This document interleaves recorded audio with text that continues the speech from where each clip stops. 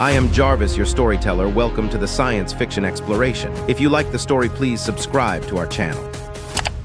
The quantum sensors aboard the ESS Harbinger hummed silently as Commander Elena Blackwood studied the holographic display before her. The massive Kraxan warship loomed in the distance, its crystalline hull refracting starlight in mesmerizing patterns. For 3 millennia, the Kraxan Empire had dominated the galaxy, their advanced technology making resistance futile. But humanity had always excelled at achieving the impossible. Status report, Elena commanded, her dark eyes never leaving the display. Lieutenant Raj Patel's fingers danced across his console, the neural interface translating his thoughts into commands. Stealth systems at maximum efficiency, Commander. The quantum cloak is holding steady. They haven't detected us. His voice carried the weight of 2 years of careful preparation. 2 years since the Kraxan had annihilated the colony on New Eden, killing 3 million humans without warning or provocation. The Harbinger represented humanity's response, not a weapon of brute force, but a vessel of cunning and innovation.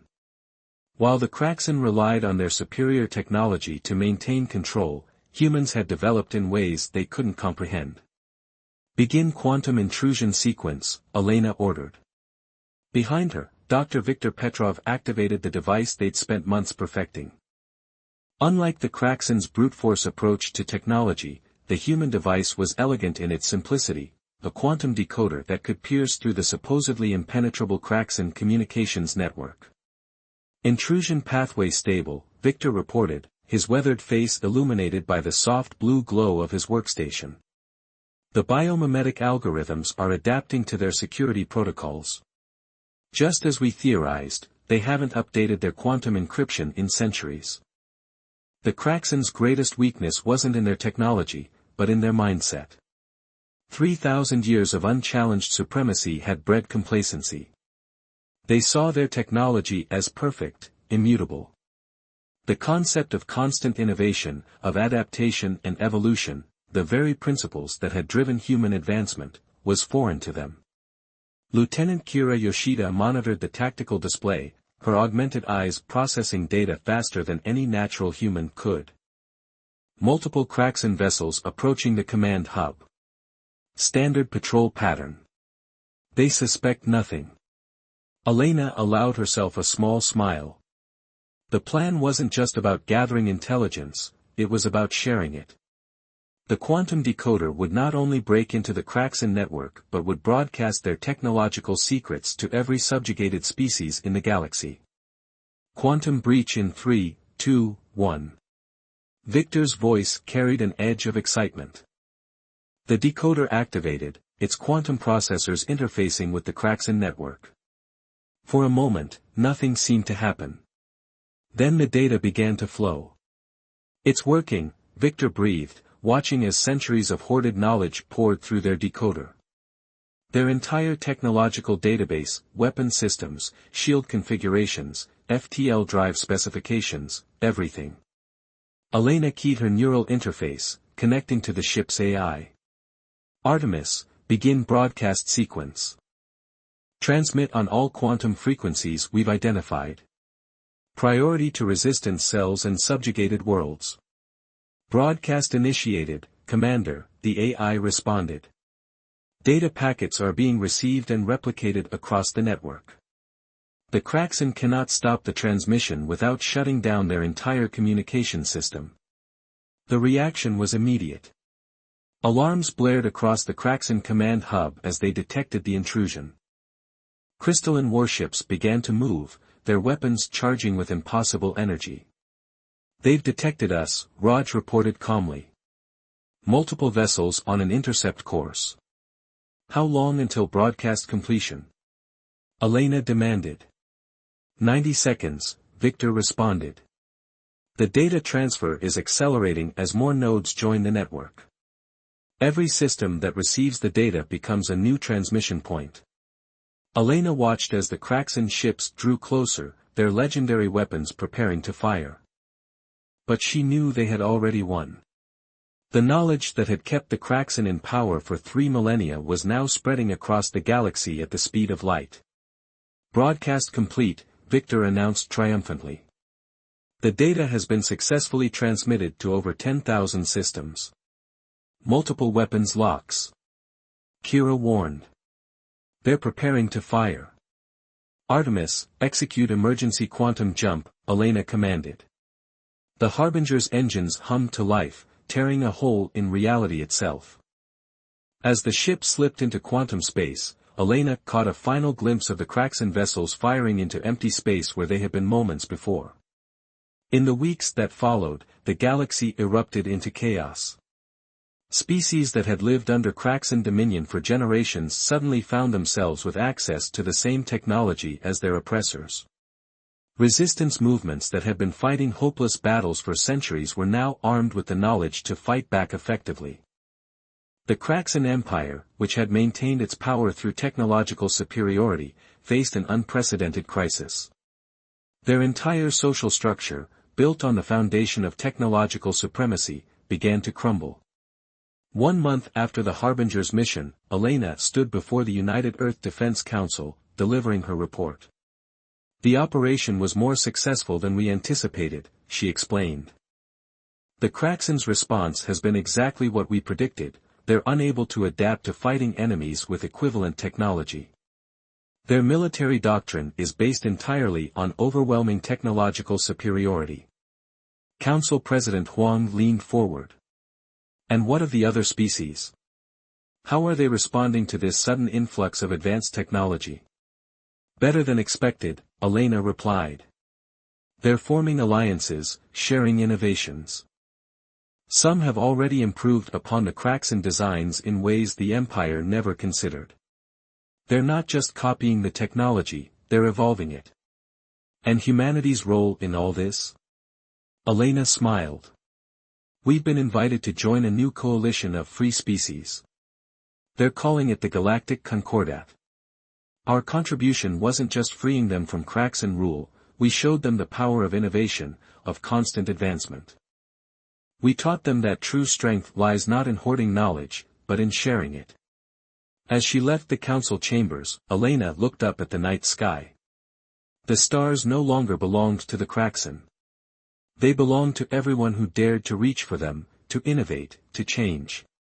Humanity had done more than break an empire, they had transformed the galaxy itself.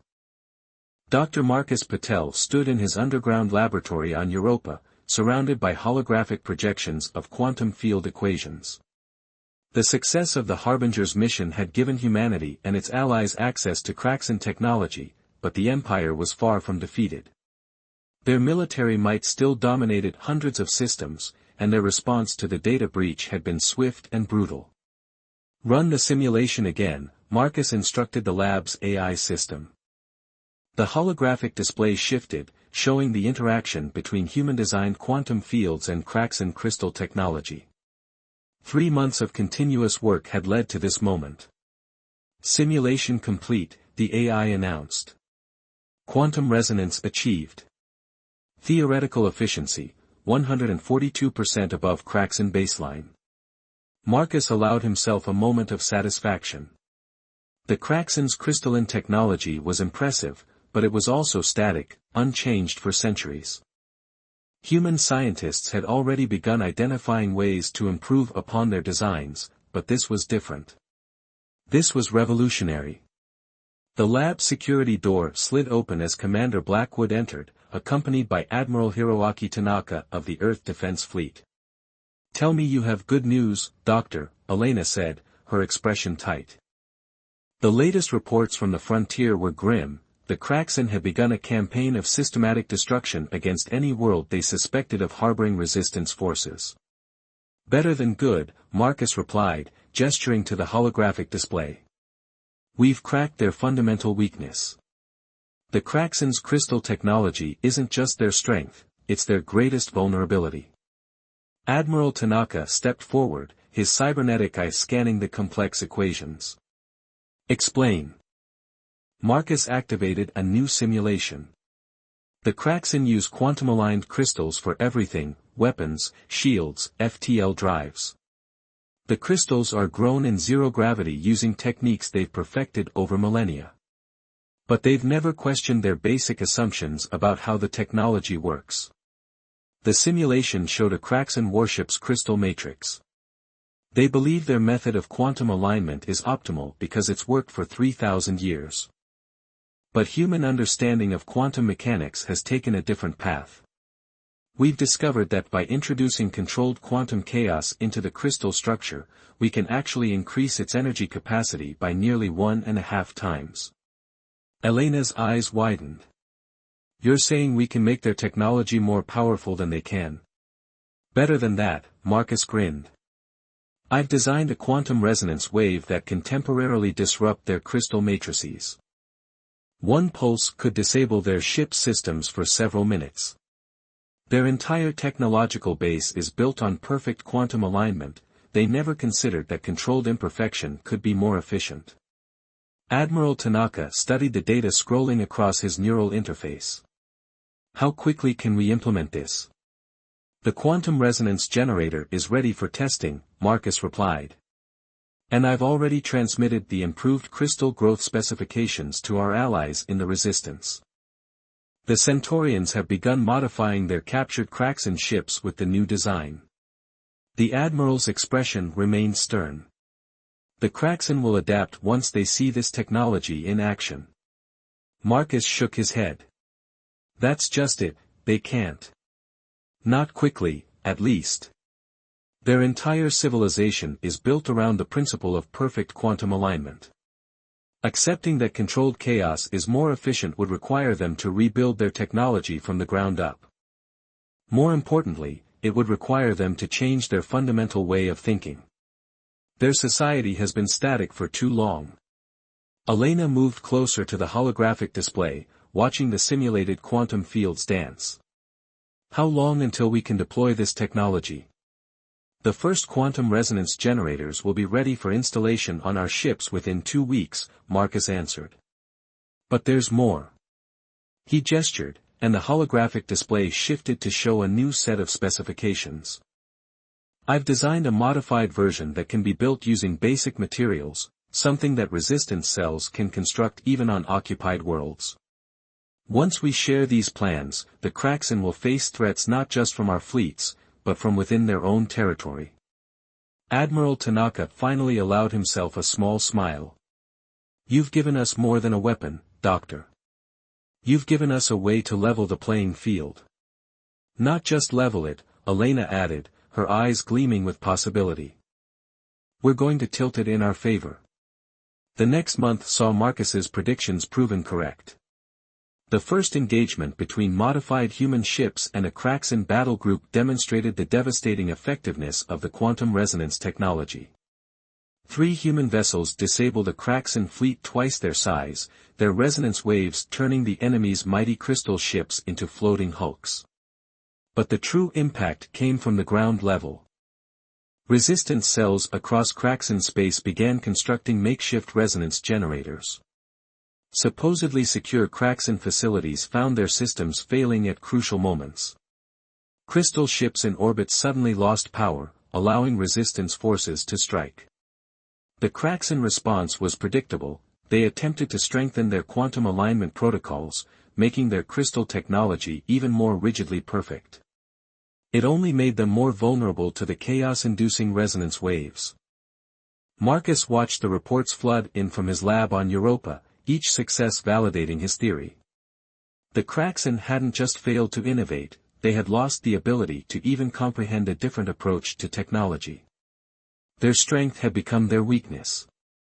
The resistance on Proxima 3 has succeeded in driving out the Kraxan garrison, Elena reported during one of her frequent visits to the lab. They're using your improved crystal designs to power their planetary defense grid. The Kraxan won't be able to retake the system without massive casualties. Marcus nodded, already focused on his next project. Good. But we need to push harder. The Kraxan are falling back, consolidating their forces. They'll try to fortify their core systems, create a defensive perimeter they can hold. You have something in mind? He gestured to a new set of equations floating in the air. The quantum resonance technology was just the beginning. Now that we understand the true principles behind their crystal matrices, we can do more than just disrupt them. We can completely reshape how quantum energy is channeled. Elena studied the complex formulas. What are you proposing? A way to turn their own defense systems against them, Marcus replied. But for this, we'll need help from our allies. The Centaurians' understanding of quantum fields, combined with the Rigelians' expertise in crystal engineering. He paused, looking up at Elena with determination in his eyes. We're not just going to defeat the Kraxen, Commander. We're going to show the galaxy what's possible when different species work together, combining their knowledge and perspectives. As they discussed the possibilities, a message flashed across their neural interfaces. The Kraxen had begun pulling back from the outer systems, abandoning centuries-old territories to fortify their core worlds. The empire that had stood unchanged for 3 millennia was being forced to adapt, and they were discovering that they had forgotten how. The age of Kraxen dominance was ending, not with a massive battle, but with the quiet triumph of innovation over stagnation. Humanity had brought more than weapons to the fight, they had brought change itself to a galaxy that had forgotten its value. Fleet Admiral Jun Nakamura stood at the command center of Artemis Station, Earth's most advanced space installation. The holographic display before him showed thousands of points of light, each representing a ship or battle group from the newly formed alliance of free systems. After centuries of oppression, the subjugated species of the galaxy had united under a single banner. The Kraxen have withdrawn to their core systems. June addressed the assembled holographic figures of fleet commanders from 24 species. They've established a defensive perimeter across these sectors. The map highlighted a region of space spanning nearly 500 light-years. But their retreat has given us an unprecedented opportunity. The holographic figure of General Zextal, a towering Centaurian with iridescent scales, stepped forward. Our intelligence suggests they're attempting to develop countermeasures to the quantum resonance technology. Let them try, replied Captain Nyota Okafor of the ESS Harbinger, who had replaced Elena Blackwood after her promotion to strategic command. Dr. Patel's latest improvements have made our systems even more effective. The more they try to perfect their quantum alignment, the more vulnerable they become to our chaos-inducted fields. June nodded, his augmented eyes processing tactical data streams. Which is why we must strike now, before they have time to reorganize. The Alliance controls nearly 60% of their former territory, but the systems they still hold contain billions of sentient beings living under oppression. He gestured, and the holographic display shifted to show detailed battle plans. Operation Daybreak will be the largest coordinated military action in galactic history. 27 species, 8,000 ships, all striking simultaneously across multiple sectors. The assembled commanders studied the plan. It was audacious, perhaps even reckless by traditional military standards. But humanity had taught their allies that sometimes the boldest strategies were the most effective. The operation will begin with synchronized quantum resonance strikes against their major fleet concentrations, June continued. The Rigelian deep space sensors have identified the quantum frequency harmonics of their command and control networks. One massive burst will temporarily disable their entire defense grid. Admiral Kvor of the Rigelian Defense Force spoke up, his crystalline form refracting light. Our shipbuilding facilities have completed the modifications to the captured Kraxen vessels. The sight of their own ships being used against them will have a significant psychological impact. Indeed, June agreed. But the military strike is only part of the operation. The real key to victory lies with the resistance networks we've established on occupied worlds. He highlighted dozens of planets within Kraxen space. The quantum resonance generators Dr. Patel designed for ground-based resistance cells have been distributed throughout their territory. When we launch our attack, every occupied world will rise up simultaneously. The holographic figure of Commander Lyra, a Proximan resistance leader, stepped forward. My people are ready. We've been coordinating with other resistance cells, sharing resources and training. The Kraxen won't be able to maintain control of their worlds while fighting an external threat. The next 12 hours were a flurry of final preparations. Ships moved into position, maintaining quantum stealth to avoid detection. Resistance cells confirmed their readiness. The fate of the galaxy would be decided not in a single massive battle, but in thousands of simultaneous engagements across hundreds of light-years. June stood on the bridge of his flagship, the ESS Prometheus, as the final countdown began. The massive vessel, a hybrid of human innovation and modified Kraxen technology, represented everything the Alliance stood for: different species working together, combining their knowledge and strengths. All fleet elements report ready, his executive officer, Commander Raven Williams, announced. Resistance cells are standing by. Quantum resonance generators charged and synchronized. June took a moment to reflect on the history being made. For 3,000 years, the Kraxen had maintained their power through force and fear. They had never faced a unified opposition, never had to fight enemies who could match their technological capabilities. Send the signal, he ordered. Operation Daybreak begins now. Across Kraxen space, the galaxy erupted into coordinated chaos. The quantum resonance burst rippled through their defense network, temporarily disabling thousands of ships and installations. Alliance vessels dropped out of quantum space, their weapons already firing at the paralyzed Kraxen forces. On hundreds of occupied worlds, resistance cells activated their resonance generators, disabling planetary defense systems and government installations. Populations that had lived under Kraxen control for generations rose up, armed with both advanced technology and an unquenchable desire for freedom. The Kraxen response was desperate and predictable. Their rigid military doctrine, unchanged for centuries, had no protocols for dealing with simultaneous threats on multiple fronts.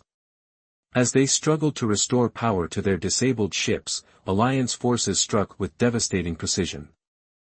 Kraxen fleet elements in Sector 7 have surrendered, Raven reported, her voice tight with controlled excitement. Resistance forces have secured the capital of Proxima 3. The Centaurian battle group reports similar successes in their sector. June watched as the tactical display updated in real time, showing Alliance forces advancing across all sectors.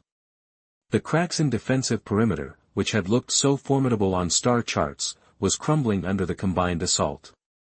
But it was the reports from the occupied worlds that truly marked the end of an era. As planetary defense systems failed, the populations of countless worlds saw their opportunity. The Kraxen, who had ruled through technological superiority and fear, found themselves facing enemies they couldn't intimidate. Message from Strategic Command, Raven announced. Multiple Kraxen command centers are broadcasting surrender signals. Their central government is requesting terms. June allowed himself a small smile. The empire that had dominated the galaxy for 3 millennia was collapsing, not just militarily, but philosophically. Their belief in their own superiority, their rigid adherence to unchanging principles, had proven to be their ultimate weakness. Send word to all Alliance forces, he ordered. Accept surrenders but maintain tactical readiness. And transmit my congratulations to the resistance leaders. This victory belongs to every species that dared to stand up against oppression. As the reports of victory continued to flood in, June thought about the true significance of what they had achieved. Humanity hadn't just helped defeat an empire, they had shown the galaxy a new way forward. The alliance of free systems wasn't built on technological superiority or military might, but on cooperation, innovation, and the shared belief that every species had something valuable to contribute. The age of Kraxen dominance was over. The age of collaboration and continuous advancement had begun. The Great Hall of Harmony on New Terra shimmered with an otherworldly beauty, its architecture combining elements from 24 different species. 1 year after Operation Daybreak, representatives from across the galaxy had gathered to formalize the new interstellar alliance that would replace the fallen Kraxen Empire. Chancellor Olivia Chen, Earth's chosen representative, stood at the crystalline podium, looking out over the assembled delegates. Among them sat former resistance leaders, military commanders, scientists, and even a few reformed Kraxan administrators who had chosen to embrace change. A year ago, she began, her voice carrying across the vast chamber, we achieved what many thought impossible. We defeated an empire that had stood for 3 millennia. But our greatest challenge lies not in victory, but in what we build from it. The holographic displays around the hall showed scenes from across the galaxy, former Kraxan worlds being rebuilt, new trade routes being established, and research centers where different species worked together to advance technology beyond what the Kraxan had thought possible. The Galactic Concordat we established today is built on principles that the Kraxan could never understand, Olivia continued.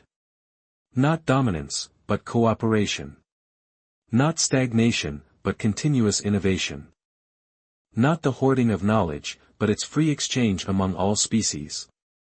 Dr. Marcus Patel, seated among the Earth delegation, watched with satisfaction. His quantum resonance technology had helped win the war, but what excited him more were the discoveries being made in its aftermath. The combination of different species' scientific approaches had led to breakthroughs that would have been impossible for any one civilization working alone. Fleet Admiral Jun Nakamura, now Supreme Commander of the Concordat Defense Force, stood to address the assembly. The military arm of our alliance will not exist to dominate, but to protect. Every member species will contribute according to their abilities, and our strength will come from our diversity. The Centaurian scientist-philosopher Crix moved to the podium next, its iridescent scales catching the light. The Kraxan believed that progress meant achieving perfection and then maintaining it unchanged. Humanity showed us a different truth, that true perfection lies in constant evolution, in the willingness to question, to change, to improve.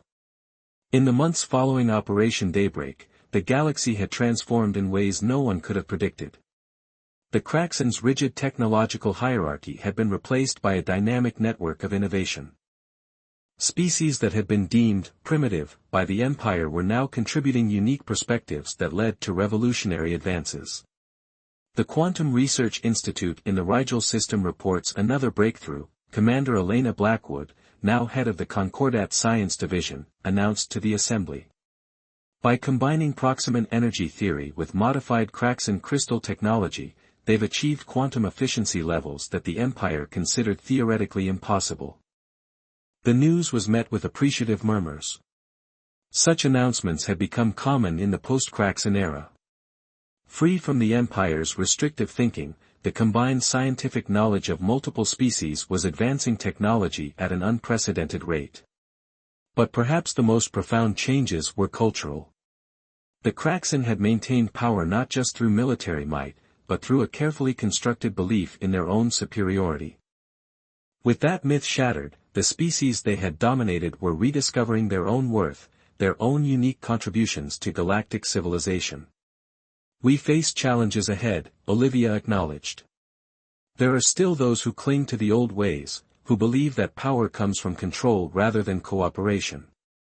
But we have proven that the galaxy is stronger when we work together, when we share our knowledge and respect our differences. She gestured to the massive quantum display behind her, showing a real-time map of known space.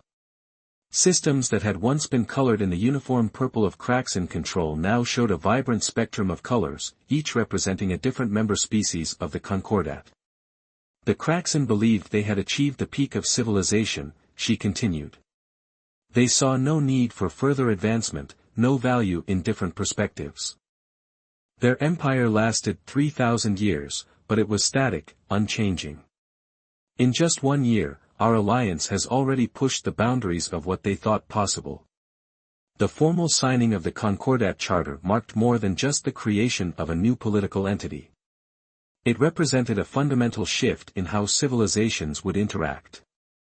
The principles of continuous innovation, shared knowledge, and mutual respect that humanity had championed were now encoded into galactic law.